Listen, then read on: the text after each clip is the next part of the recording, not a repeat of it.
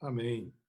Deus seja louvado, que alegria poder estar com os amigos, poder falar com você agora, Johnny, e poder, com o coração muito feliz, agradecer a Deus por estar aí com os amigos da Igreja Central de São José dos Campos, de vários lugares do Brasil, pessoas em outros países também estão assistindo.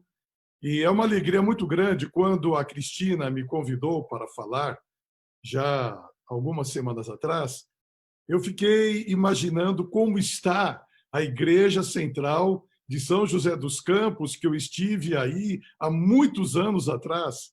E, infelizmente, devido à situação que estamos vivendo hoje, nós fazemos agora pregações online. Eu vou dizer para você que está nos ouvindo agora, a igreja, a partir diferente.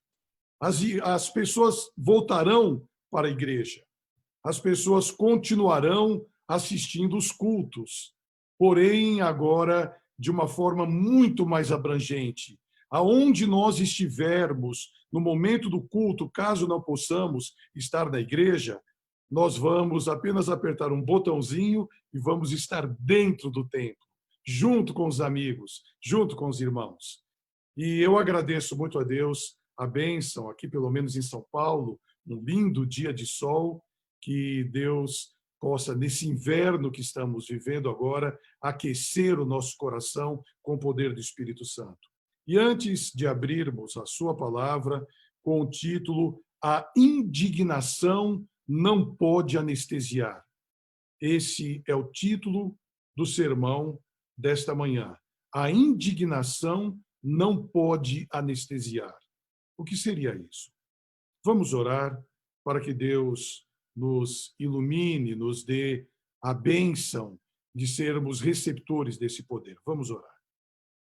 Querido e bom Deus, muito, muito obrigado pela bênção em podermos agora abrir a tua palavra, como já foi feito na escola sabatina, nas outras atividades deste culto, desta adoração. E agora, ó Pai, tire o cansaço, o sono, qualquer distração, que possamos estar ligados naquilo que tens para nós e que não fale este pecador, ser humano, nem nenhuma palavra, nenhum conceito, mas inspirado pelo teu poder, possa trazer uma mensagem de acordo com o coração e a vontade de Deus. Abençoe esses irmãos. Cure os lares, salve os casamentos, abençoe os filhos, que o teu poder se manifeste nesta hora, em nome e por amor de Jesus. Amém. Quando Jesus, em seu ministério, certo dia estava pregando, os pais trouxeram crianças para que Jesus tocasse, dando a bênção, colocasse a mão em suas cabeças, no ombro, abençoasse as crianças. E os discípulos disseram: olha, o mestre está pregando, você vai atrapalhar. Deixar as crianças entrarem agora. E Jesus observou e viu isso. E lá em Marcos, no capítulo 10, a Bíblia diz que Jesus indignou-se. E indignação é enfurecer, é irritar, é revoltar-se. Jesus disse: não, deixe as crianças virem a mim.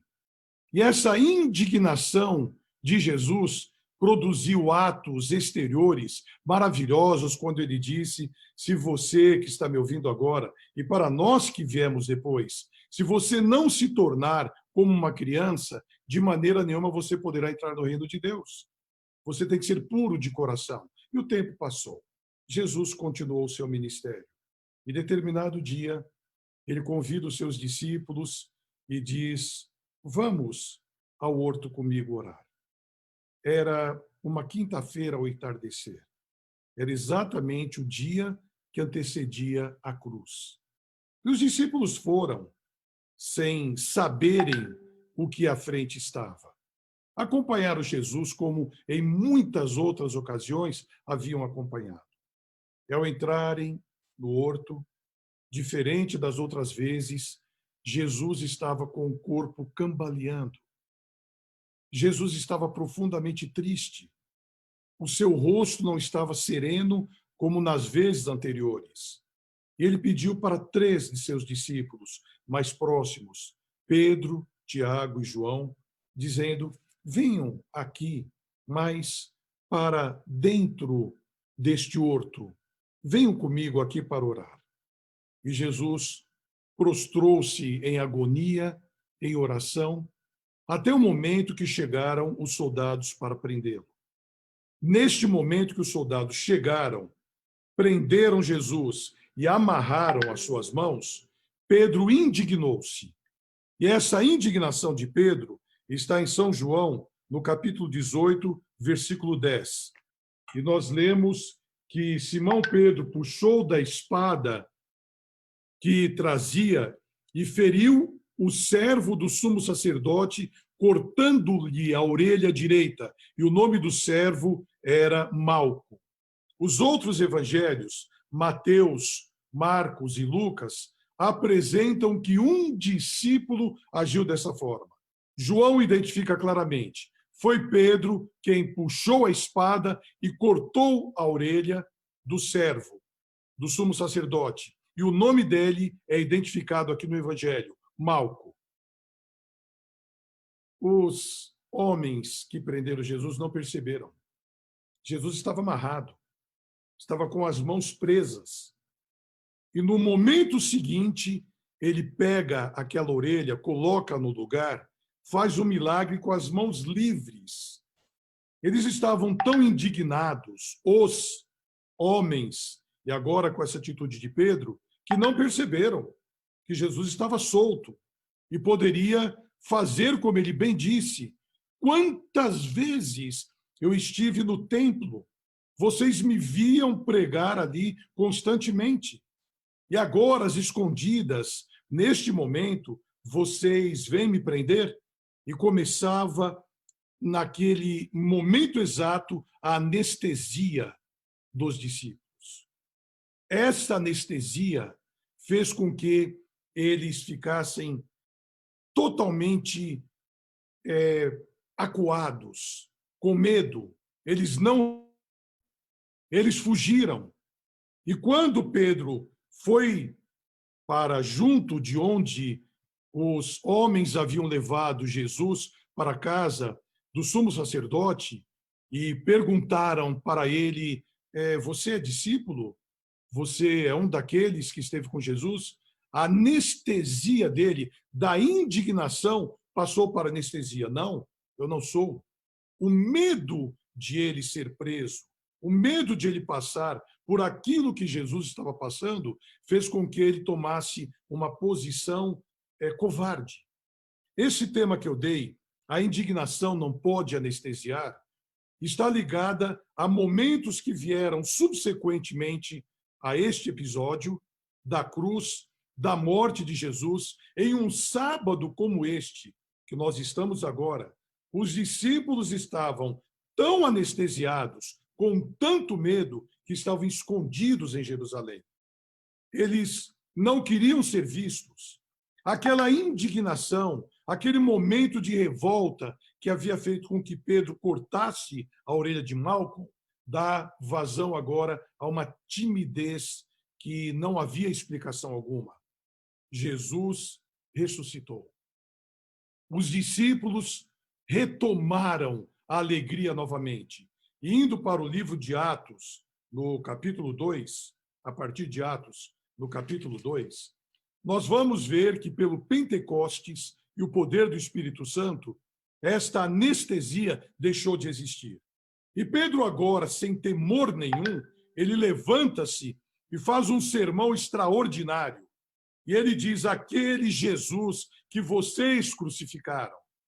E lá em seu interior, ele poderia estar pensando: pelo mesmo Jesus que eu fiquei com medo e fiquei anestesiado, agora eu estou totalmente são. E ele faz uma pregação poderosíssima. E após aquela pregação, quase 3.000 pessoas são batizadas. Por que são batizadas? Porque conheceram o poder de uma santa indignação, agora feita através da pregação.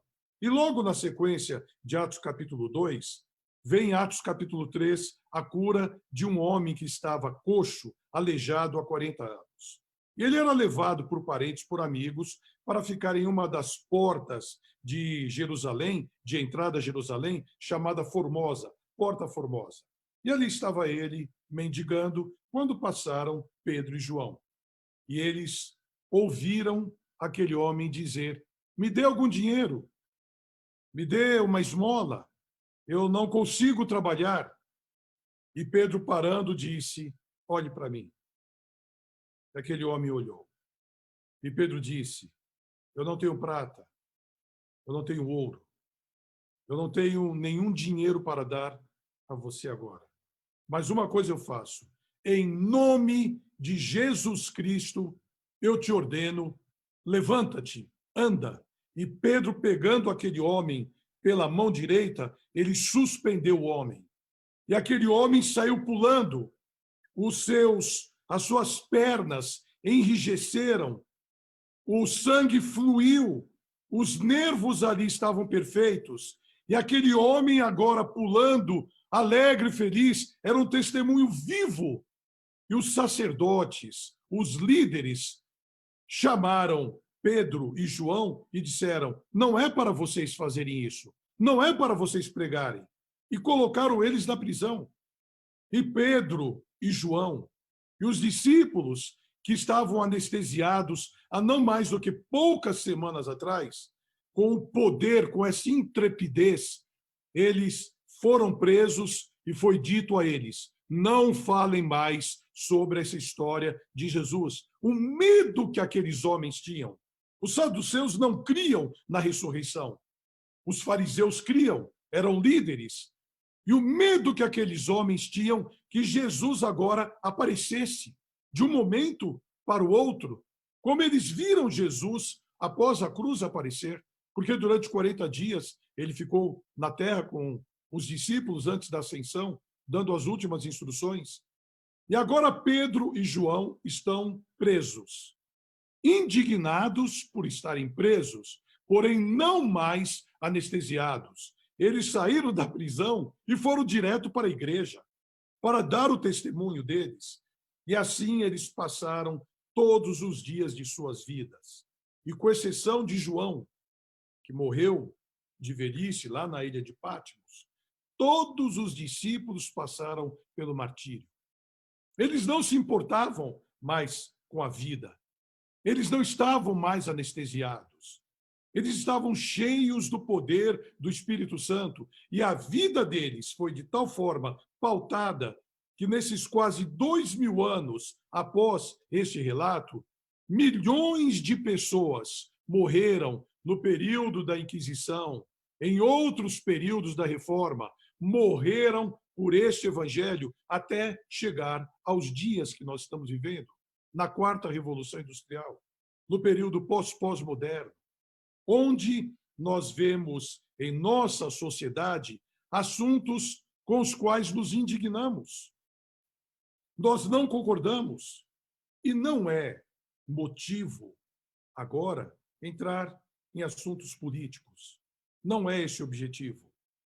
Porém, eu quero analisar um pouco agora com a igreja que está me ouvindo o momento que nós estamos vivendo, pluralista, onde as pessoas são divididas em classes: esquerda, direita, pobres, ricos, iletrados, iletrados, negros, brancos.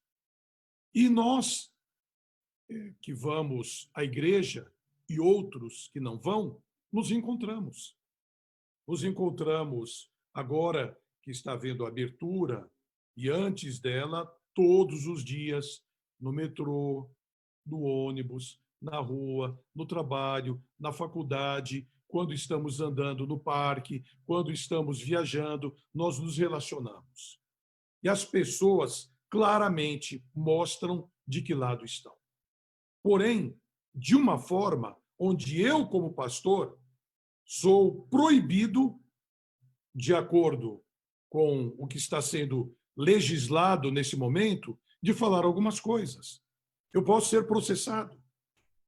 E se porventura eu cometer um crime por estar indignado com algumas coisas, que não é um crime de morte, não é um crime à mão armada, não é um assalto, mas pode ser um crime daquilo que eu falo, eu posso ser preso. Então eu tenho que cuidar, eu posso ser processado.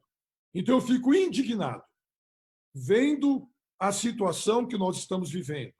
E eu estava ouvindo agora, nessa semana, especificamente ontem, jornalistas falando a respeito desse antagonismo pelo qual nós estamos passando. E as redações hoje da mídia, e mídia é toda forma de comunicação. Nós estamos agora em uma mídia pela internet.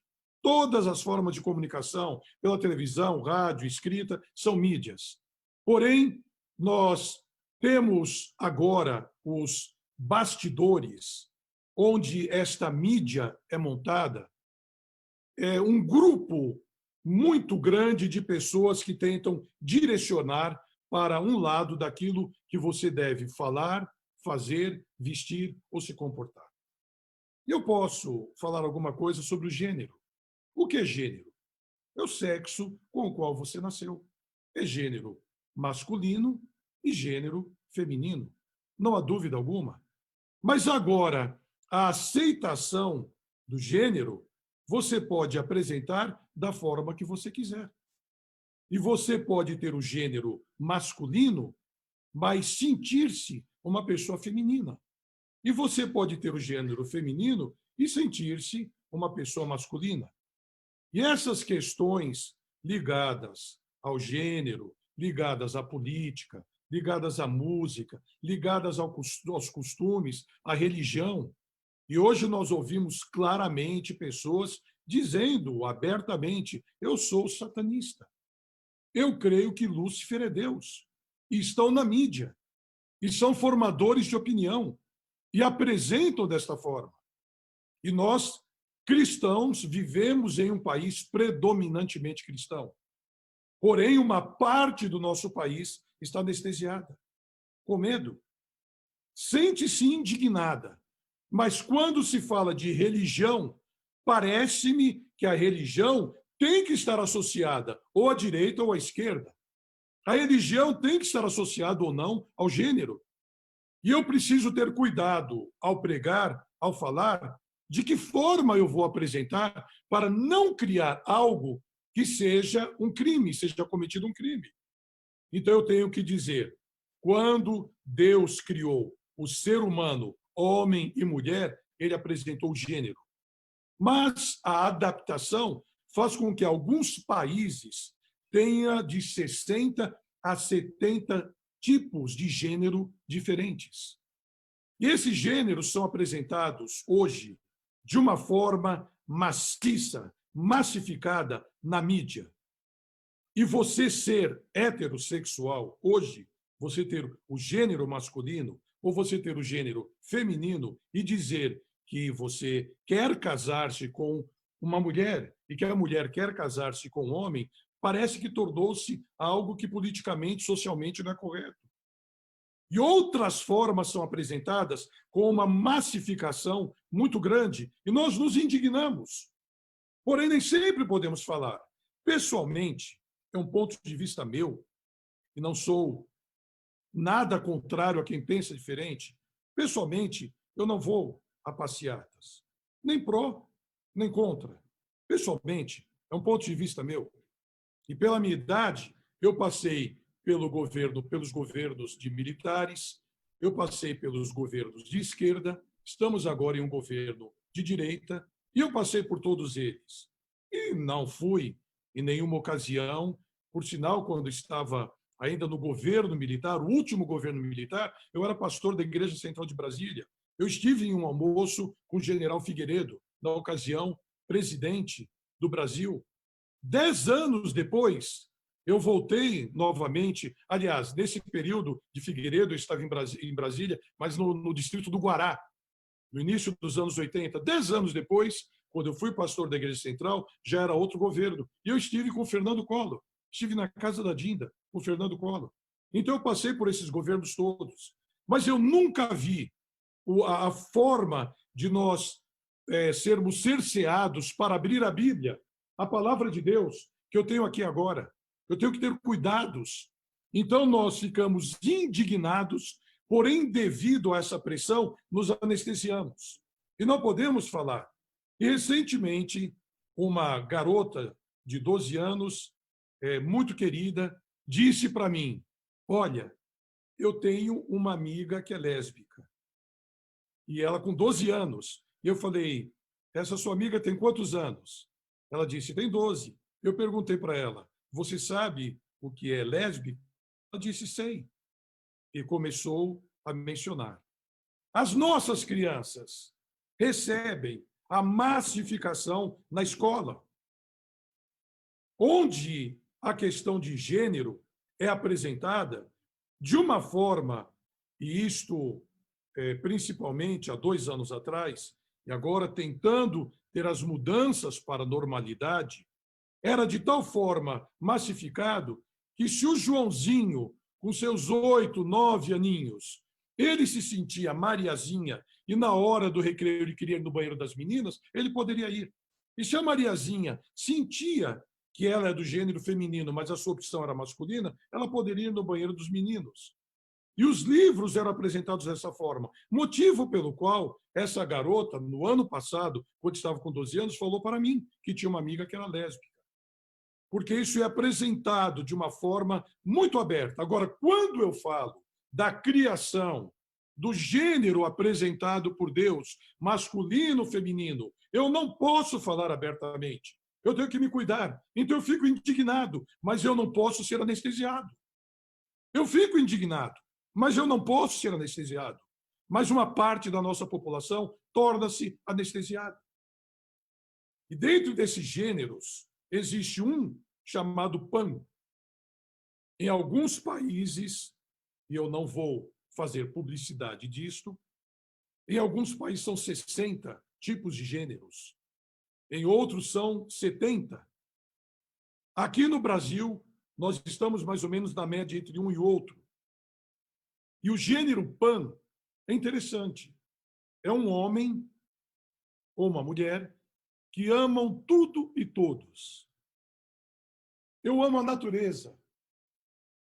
Eu amo as árvores. Eu amo os animais. Eu amo os objetos. E a mídia mostrou que um homem casou, uma mulher casou com uma árvore, porque amava a árvore. Um homem casou com uma bicicleta, amava a bicicleta, do gênero PAN. E como eu sou uma pessoa agradável e amo tudo e todos, eu também amo as crianças. Qual o problema de as crianças me amarem?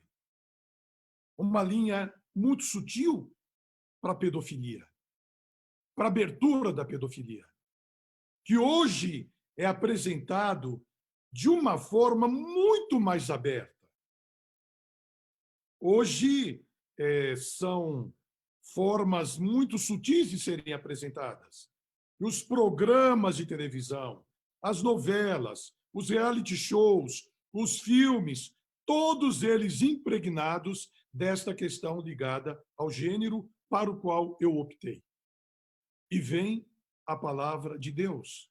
E lá em Romanos, logo no começo, no capítulo 1, fala claramente da ira e da indignação de Deus quanto a práticas que não são lícitas dentro do seu plano. E a nossa igreja não está imune a esta questão. E como vamos tratar esses irmãos queridos que analisam o gênero desta forma, chegando em nossas igrejas? Com amor, com respeito, com carinho. Vamos conversar, vamos dialogar, mas vamos manter firme os nossos princípios, que estão balizados na palavra de Deus, porque ela é eterna. Por que a palavra de Deus? Porque a Bíblia diz: eu sou o mesmo ontem, hoje e eternamente. Porque não mudo. O homem é dúbio, mas a palavra de Deus não é. Porém, chegará um momento onde essa indignação chegará ao ápice. E por defendermos os mandamentos de Deus, a palavra de Deus, o testemunho de Deus, o espírito de profecia, haverá uma cisão. E essa cisão será mais radical do que a que nós estamos vivendo agora. Nós passaremos, como diz o livro do Apocalipse, por 2 sinais: o selo de Deus e o sinal da besta. Besta, nesse sentido profético, não é pejorativo, é ligado a um poder. O selo de Deus é identificado como um dia de guarda. O sinal da besta também é identificado como um dia de guarda. E neste momento, por mais indignados que possamos estar por não podermos comprar ou vender, se não tivermos um selo específico, que é o da besta, que é um dia de guarda, está ligado à adoração a alguém. Sempre, durante toda a história deste grande conflito cósmico mundial, está ligado à adoração. A quem vamos adorar? O que vamos adorar? E aquele que adorar a besta ou a sua imagem e receber o seu sinal, a Bíblia fala claramente, a adoração. E está ligado a um dia de guarda. E é o último ato do drama desta história. E o último ato do drama desta história chama-se decreto dominical. E o que vos falo agora, para muitas pessoas que estão me ouvindo e não sabem o que é isto, podem ir na Novo Tempo e vocês vão encontrar na TV Novo Tempo todos os estudos, e outras pessoas podem dar, e eu também posso, está na mídia, o que eu já preguei sobre isto. Então, este último ato do drama da história vai nos deixar extremamente indignados, mas vai fazer com que muitos, milhares, talvez milhões de pessoas fiquem anestesiados, com medo, porque é decisivo, é o divisor de águas, o dia de guarda e o estado da pessoa quando morre, chamado mortalidade ou imortalidade da alma. A pessoa, quando morre, ela vai para o céu ou fica aguardando no sepulcro, de acordo com o que a Bíblia fala. Inclusive, em Eclesiastes, capítulo 9, versículo 10. Tudo quanto te vier à mão para fazer, faze-o conforme as tuas forças. Porque para a sepultura, para onde tu vais, não há lazer, não há trabalho, não há cultura, não há coisa alguma. E Paulo fala em 1 Coríntios capítulo 15, que ao soar da última trombeta, a trombeta soará, e os mortos que dormiram em Jesus, esses nossos irmãos que descansaram agora devido ao coronavírus, vão ressuscitar. Ao soar a última trombeta, haverá ressurreição. Ora, se a pessoa, quando morre, já foi para os céus, por que Jesus vai voltar? Vai voltar para quê? Se a pessoa já está no céu. Então, aqui está a questão que vai trazer a maior indignação e a maior anestesia da história deste mundo. Quando for dado esse divisor, quem você vai adorar? O que você vai adorar? A Deus ou a Satanás? A adoração a Deus requer o dia de guarda sagrado, o sábado, que é apresentado claramente. O outro dia espúrio não é bíblico e não é vindo da palavra de Deus.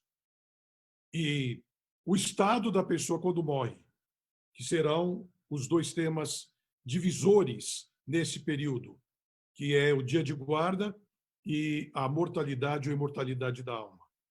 Se nós, queridos irmãos e amigos, não nos prepararmos agora, nesse momento pluralista que estamos vivendo, de antagonismos diversos, de confrontos muito grandes, e não pedirmos a bênção e o poder do Espírito Santo. E é hora de recebermos este poder através da chuva serôdia, que é o derramamento do Espírito Santo sem medidas. Começou no Pentecostes, neste período que eu li agora, de Atos capítulo 2 e capítulo 3, chamado de chuva serôdia, quando o Espírito, de chuva temporã, quando o Espírito Santo caiu e cumpriu-se parcialmente, Joel capítulo 2. E ao cair o Espírito Santo, foram revestidos de poder e pregaram. Antes da volta de Jesus, haverá chuva serôdia, que é a profusão do Espírito Santo. Se não nos prepararmos agora, como haveremos de enfrentar essas situações quando à nossa frente estão? Indignados, mas não anestesiados. Nós temos que mostrar claramente do lado que estamos, sem pegar em armas, sem precisar fazer muito barulho, através da minha posição chamada testemunho. E testemunho não é aquilo que eu falo, não é aquilo que eu digo, é o que eu vivo. E esse testemunho forma a força moral. Você ter força moral para ser aceito quando no trabalho, no lugar que você mora, que eu moro, aonde nós estamos, levantarmos esses assuntos que falei agora. Nós seremos ouvidos. Agora, se eu tenho uma vida dúbia, se eu tenho uma vida em uma hora ao lado de Deus, outra hora não, quando eu falar, as pessoas não vão acreditar. Mas é hora de mudarmos a nossa postura, como Pedro. Exatamente como Pedro. Em meio à maior crise, ele ficou anestesiado. Mas quando o poder, através do Espírito Santo, foi derramado sobre eles, ele deixou essa anestesia para o resto da vida dele. E não importava se eram presos 1, 2, 3 vezes, não importa se eram espancados, não importa como iriam morrer passando pelo martírio, eles perderam essa anestesia. Se porventura você que está me ouvindo lembrar-se do hino que nós cantamos agora no começo, e no 150, não desistir. Dias há que nos sentimos tristes. As situações não são boas, mas nós repetimos algumas vezes cantando, não desistir, Cristo vem logo. E a volta de Jesus, queridos amigos e irmãos, vai colocar um fim a tudo isto. E vai cumprir-se Apocalipse 21, 4. E começa o capítulo 21 de Apocalipse, viu um novo céu e uma nova terra. E lá no versículo 4 diz, e Deus enxugará dos olhos toda lágrima, e não haverá mais morte, pranto, clamor, dor, porque essas coisas passaram. Enquanto a volta de Jesus não vem, nós vamos passar pela morte, pelo clamor, pela dor, pelo sofrimento, como estamos passando agora. Enquanto vos falo, eu tenho um primo que está internado em Goiânia com Covid-19, desenganado. Ele está com 100% de ventilação mecânica, está fazendo hemodiálise, está desenganado totalmente. O nome dele é Rildo. Vamos orar também pelo Rildo. Só um milagre de Deus. Dias há, como agora, que ficamos tristes, mas não desistir. Que essa indignação não dê vazão à anestesia. Que o poder de Deus nos tome com força e com determinação, possamos pregar através da nossa postura de que lado estamos. Não precisamos fazer muito barulho. Basta votarmos em quem precisamos votar.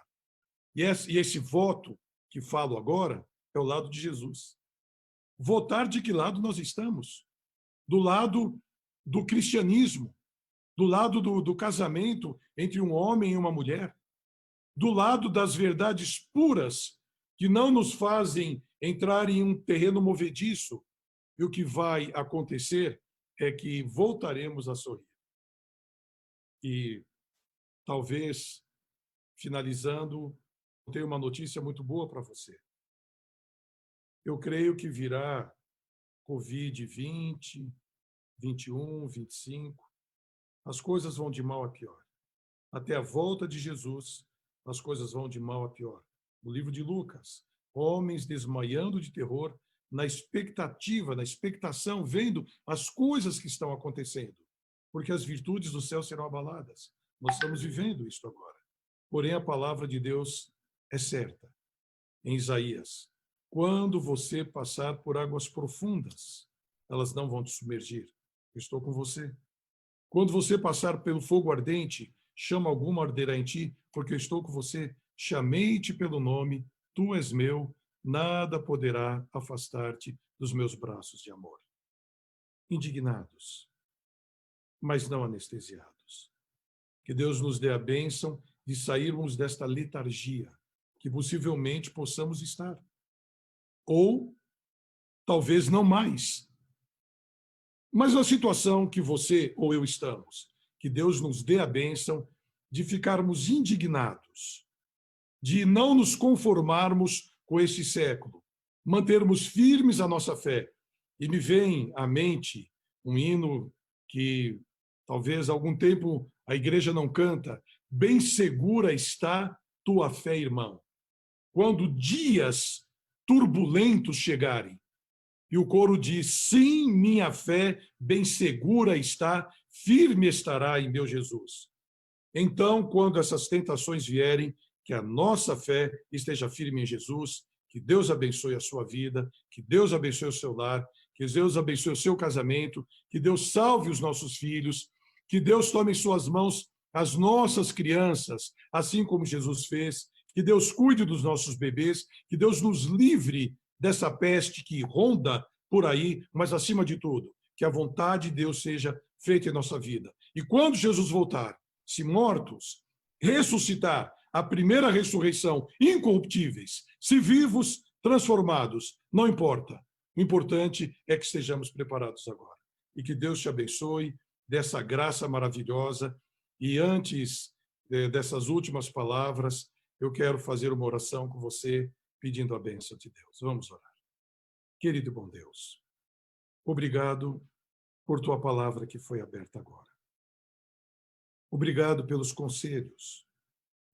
Obrigado por vivermos esses dias que estão agora e à nossa frente outros que virão, porque temos o privilégio de ver as profecias que antecedem a volta de Jesus acontecendo a olhos vistos diante da nossa frente. Ficamos indignados com muita coisa que acontece. Porém, dê a bênção ao Pai para que a nossa mente não fique anestesiada. Que as nossas atitudes sejam proativas, voltadas para esse poder maravilhoso que dás agora a cada um de nós, através do Espírito Santo, para com ousadia, com amor, pregarmos que Jesus está voltando, sem abrirmos mão de princípios. E a bênção de Deus repouse sobre esta querida igreja e sobre todos nós, pois em nome de Jesus suplicamos e agradecemos. Amém. Que Deus te abençoe.